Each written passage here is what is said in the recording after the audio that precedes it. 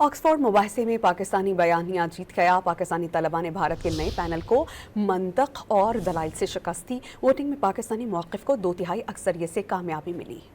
Oxford union کے مباحثے میں بھارت نے اپنی اصل ہائی پروفائل ٹیم واپس لے لی۔ جے سائی دیپک، پنڈر ستیش شرما اور دیور چند بینرجی پر مشتمل کم درجے کا نیا پینل میدان میں اتارا۔ بھارت کے سیکنڈ 11 کے مقابلے میں پاکستان نے سابق چیئرمین جوائنٹ چیف، سابق وزیر خارجہ اور ہائی کمشنر کی جگہ آکسفورڈ کے پاکستانی طلبہ کو سامنے لانے کا فیصلہ کیا۔ پاکستانی طلبہ موسیٰ ہراج، اسرار خان کاکڑ اور احمد نواز خان نے بھارت کے نئے پینل کو منطق اور دلائل سے شکست دی۔ ووٹنگ میں پاکستانی موقف کو 2/3 اکثریت سے کامیابی ملی۔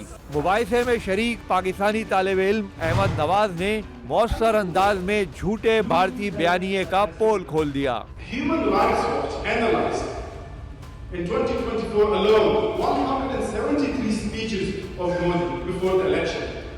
In 110 of those speeches, they were about Islamophobia, the war against minorities in India, all as a pattern to unite the Hindu population, the common population, to create fear, to create a common enemy, so he can utilize it for his own benefits.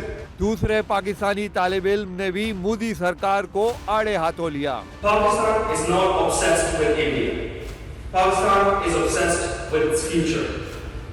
When Indian populism rehearses hostility, Pakistan has been rebuilding. Pakistani high commissioner doctor Faisal نے کہا کہ ہم تو ہر جگہ مقابلہ کرنے کو تیار ہیں، لیکن ہمیں بتایا گیا کہ بھارت مباحثے سے بھاگ گیا۔ یہ آکسفورڈ یونین نے ایک ڈیبیٹ ارینج کی تھی، آرگنائز کی تھی۔ یہ کئی مہینوں سے یہ سلسلہ چل رہا تھا۔ ہندوستان پاکستان کی ایسی ڈیبیٹ کبھی آکسفورڈ یونین میں ہوئی نہیں۔ ہم سے پوچھا گیا، ہم نے کہا ہم تو ہمیشہ تیار ہیں۔ کہ موضوع یہی تھا کہ ہندوستان جو اپنی سیکیورٹی پالیسی گردانتا ہے، بتاتا ہے، فورن پالیسی بتاتا ہے، وہ اصل میں فورن پالیسی نہیں ہے، وہ ایک پاپولسٹ اسٹریٹجی ہے، ووٹ لینے کی ایک اسکیم ہوتی ہے۔ آج صبح ہمیں بتایا گیا، آکسفورڈ یونین سے پتا چلا کہ وہ انڈین تو آئے نہیں، وہ بیک آؤٹ کر گئے۔ گزشتہ روز بھارتی اعلیٰ سطح مقررین جنرل نروانے، ڈاکٹر سبرامنیم سوامی اور سچن پائلٹ نے مباحثے سے انکار کر دیا تھا۔ اصل پینل کے انکار کے بعد نئے بھارتی مقررین بھی پاکستانی ٹیم کا مقابلہ نہ کر سکے۔